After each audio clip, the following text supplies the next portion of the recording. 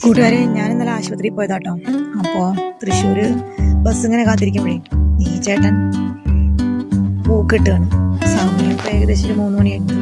നാളേക്ക് വണ്ടി ചാർത്തള പോവാണ് കേട്ടത്. നാളെ എല്ലാ വണ്ടികളിലും ഓട്ടോയിലും കേരളത്തിലെ ഓടുന്ന തൃശ്ശൂർ ജില്ലയിൽ കൂടെ ഓടുന്ന ഒട്ടുമിക്ക വണ്ടികളിലും ചാർത്താനുള്ള മാലകളാണ് ഈ കെട്ടി വെച്ചിരിക്കുന്നത് കേട്ടോ. ഈ ചേട്ടന് ഒരു മാല കൊടുക്കുന്നത് 30 രൂപയാണ് കേട്ടോ. എന്തായാലും അഴകായി കെട്ടിയിട്ടുണ്ട്, കോർത്തിട്ടുണ്ട്. എല്ലാവർക്കും ഒരേ അളവിലാണ് മുറിച്ച് വെച്ചിരിക്കുന്നത്. കണ്ടപ്പോൾ നല്ല കൗതുകം തോന്നും. സൂപ്പറായിട്ട് കേട്ടോ. എന്നിട്ട് ഞാൻ ഈ ചേട്ടനെ പരിചയപ്പെട്ടു. നമ്മുടെ ഇളനാട് എല്ലാ ബസ്സുകൾക്കും ഈ ചേട്ടൻ തന്നെയാണ് കൊടുക്കുന്നത്. പിന്നെ നമ്മുടെ ശക്ത സ്റ്റാൻഡിലുള്ള എല്ലാ വണ്ടിക്കാർക്കും ഈ ചേട്ടൻ തന്നെയാണ് പൂ കെട്ടി കൊടുക്കുന്നത് കേട്ടോ. അങ്ങനെ തൃശ്ശൂരിലെ വണ്ടിക്കാർക്ക് പൂ കൊടുക്കുന്ന ചേട്ടനായിട്ട് ഞാൻ പരിചയപ്പെട്ടു. എനിക്ക് ഭയങ്കര ഇഷ്ടപ്പെട്ടു. ചേട്ടൻ്റെ വീട് ഇവിടെ തന്നെയാണ്, തൃശ്ശൂർ തന്നെയാണ് എന്നാണ് പറഞ്ഞത്. എന്തായാലും കൊള്ളാം, അടിപൊളി. ചേട്ടൻ പോയി പൂ എടുത്തിട്ട് വരും, ഡെയിലി പോയി എടുത്തിട്ട് വരും. എന്നിട്ട് ഇവിടെ കൊണ്ടുവന്നിട്ട് കുറച്ച് വെള്ളമൊക്കെ തെളിക്കുന്നുണ്ട് ഇടയ്ക്കിടയ്ക്ക് വാടാതിരിക്കാൻ.